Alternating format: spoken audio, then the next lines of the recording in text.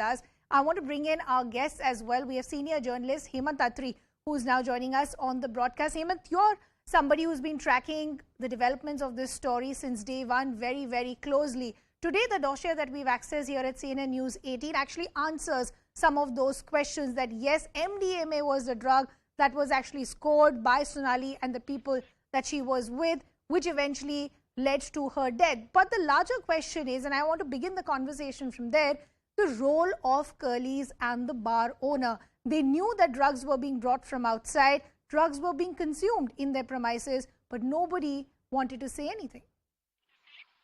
Siridima, this is a classic case of mishandling by all authorities and including the accused also. You'll ask me how. See, initially, once the dose was given, the drug was given to Sonali Phogat and she was not feeling well, what is the ideal course? If somebody takes medicine and he is not feeling well, he is directly taken to a hospital. They didn't do it. Both the accused kept her in the washroom of the hotel from 1 a.m. in the depth of a night to 4 a.m. in the morning. 3 hours. My question is, what was the intent behind keeping Sonali in that washroom? And what was the restaurant staff, resort staff doing there? Why didn't they force them to take her away to the hospital, or they themselves took her away? Number one. Number two, once she was taken from there to the resort where they were staying, then they also kept her for a while. Correct. And at 8, once she was no more, she was taken to the hospital, and as is claimed by the hospital authority, she was brought in. This is point number 2. The most important thing that I want to share with you, Ridhima, is the way Goa police has mishandled this case. Right?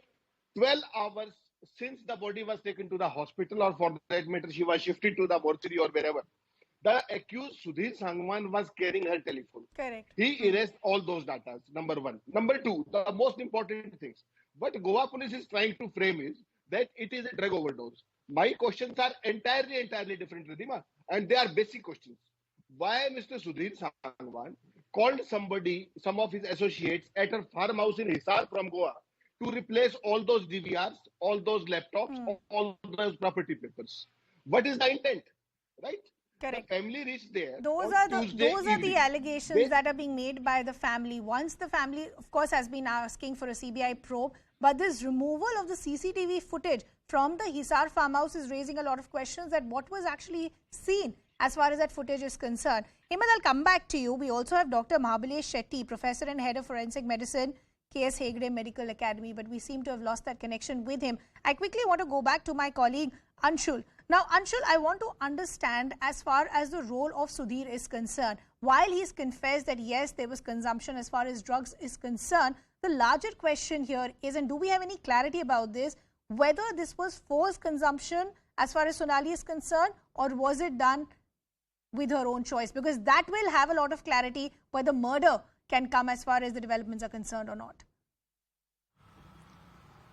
So yes, what the sources in Goa police have told us, in fact indicated to us, is that she had done this out of her own will. But yes, since these people were doing these drugs for the first time, they did not know the exact amount that needs to be taken, and hence they took a larger amount. All of them consumed these drugs, but at the party when we access the CCTV visual where we can see that she is being asked to drink that water. Most of that water, approximately 1.5 grams of MDMA that was mixed in that water, most of that water was actually consumed by Sonali Phogat herself, some of which was actually forced by Sudhir, and some of which was consumed by Sonali herself.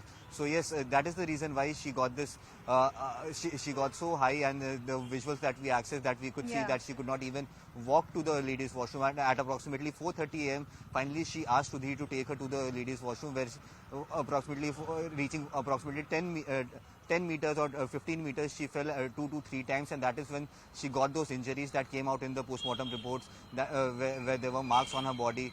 So she got the marks from there, is what is being told to us by the Goa police. So yes, this definitely seems to be a case of drug overdose, but yes, the challenge in front of Goa police now remains to prove that section 302 that they have filed in that FIR, how do they manage to convert that to a charge in the charge sheet as well, because it is there are a lot of questions being asked as far as the Goa police themselves are concerned, because they are the same Goa police who had completely seen this as an open and shut case of a cardiac arrest. They themselves are now changing their narrative. But I'll come back to you in just a bit. I believe we have Dr. M Shetty, who's now back with us. Dr. Shetty, what I want to understand is, as my colleague Anshul is pointing out and as Hemant was also pointing out, this is now being seen as a case of overdose as far as the MDMA drug is concerned. Do we have an understanding of how this drug reacts on the body? Because that will help us understand what this overdose could have eventually led to and how soon. No, it is basically a psychoactive substance. It causes increase of dopamine. So it's a stimulant kind of thing, basically. And it's a type of methamphetamine. The problem in Goa is they don't get pure form of MDMA. Okay. It's all mixed. It's like a tablet. So the problem here is like it's ecstasy is not a pure form. And it's not like 1.5 gram or 2 grams what they take. It depends on the tablet, what kind of purity it has got. So that is the issue here. Okay. Hemant, I want to come back to, yeah, we can hear you, sir. I just want to bring in Hemant back in the conversation. Hemant, as I was asking my colleague also, like today the Goa police is saying we're working with the narrative of a drug overdose, but this was the same Goa police that had seen this as an open and shut case a week ago, saying this was cardiac arrest, there was no foul play. If the family wouldn't have raised any red flags saying we wanted a CBI probe, we see some sort of foul play, the Goa police probably wouldn't have reopened this case. No, Ridhima, the question is something different. You know, the way Goa police has handled this case, this itself raises so many questions. The accused was carrying her telephone for 12 hours. He retained that room in that resort where they were staying earlier, 2 rooms. They were retaining those 2 rooms till next 3 days during the whole time of booking. What was Goa police doing? Why didn't it take possession of all those documents or whatever they was there? They didn't do anything. Now, Goa police doesn't understand one nuance.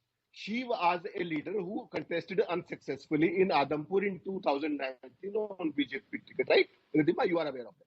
My question is that again there is a by-election in Adampur now. And the way the family is raising fingers on all the inquiry, the way Goa police is trying to make it a drug overdose case, it can cost very, very dearly to the BJP in Haryana also. They have to understand one thing. Once the family is alleging 2 points. One, the conduct of Sudhir during last 4 years. They have alleged rape.